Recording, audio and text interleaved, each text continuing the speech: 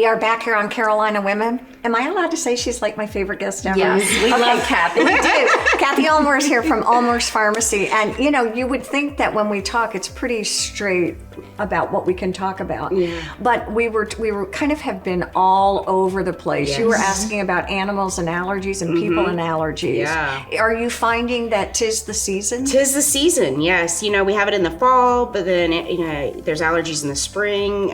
So what happens is I have patients who have them in the fall and the spring because there's different types of allergens, different types of ragweed or pollen or the different things. So, one of the things that you were talking about is with your dogs, my dogs, and a lot of people I've seen irritated eyes this year. What do you recommend? How do you know how to choose an eye drop?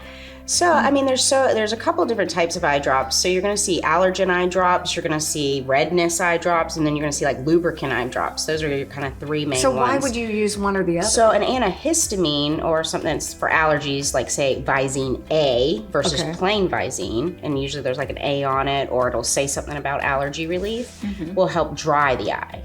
Versus like a lubricant is going to wet the eye.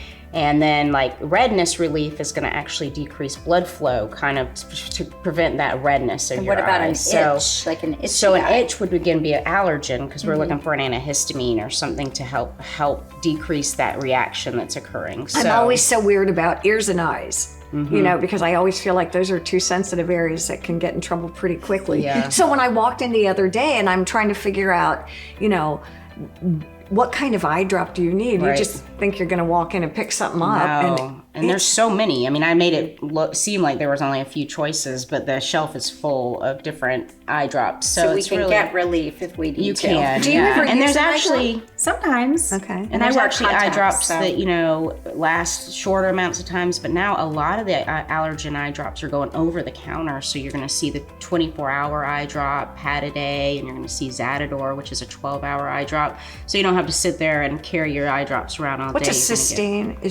Systane is kind of like a lubricant type of eye drop. But we probably want to take it up to the counter and get a little help because that sounds like it's always good to find out. I mean, or just like pick out a couple and then maybe ask your pharmacist and say, these are my symptoms. What do you think? Because some of them do have multiple ingredients in it. So you can look at it and you might have something that's also for, red eye with the allergen because, with the allergies, your eyes can get red. So you might want something that's like, And I think the itchy eye thing is, now can you use the same eye drop that you're using on a person with her puppy, her dog? You can in some of them, but it's always, some of them, they do use a lot of the same ones, but you really want to ask and make sure, or ask the veterinarian before you use them on your animals. Like in our shop, we have access to resources to help us guide for animals, but in a lot of your pharmacies, the pharmacists, if they're not familiar with animals, I always recommend that you ask the veterinarian because even just for dosage and things like that. Yeah, exactly. But a lot of the products we use, even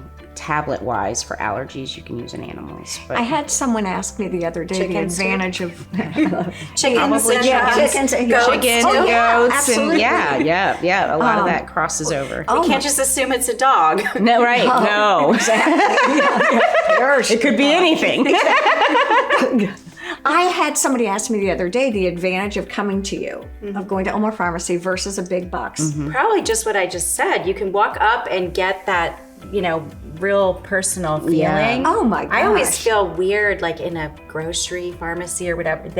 It just doesn't seem approachable. And it's hard for them because it's almost like you're so spread out and the store is so big to get out there and ask a lot of those questions. And even like yesterday, I found myself like for almost a full hour outside of the back of the pharmacy, and all my staff's like, "Where did you go?" And I'm like, "Oh, well, I was helping somebody try on arm slings, and then we were sizing somebody for a wheelchair, and talking about eye drops and things like that." So, and that's what I love. I love getting out from behind the counter. Well, you're a people person. I am a people person. Well, and the professional piece of of it, I mean, you would go in. I had no idea before my dad needed a wheelchair and a walker that it even mattered. It was just like, go get one. Yeah, well, I mean, and a lot of times there's no guidance on the shelves, or who do you talk to in this busy store. So It is. And there's a lot of measuring that goes with medical equipment. Well, I feel like we've kind of been all over the board today, but it's that change of seasons, and Yes. we've all decided that this has been a week. Yes. We don't know what that means, but it's been a week. So thank you for joining us as always. It's always super interesting. We always have so much fun. Exactly. Stay with us. There's a lot more to come here on Carolina Women.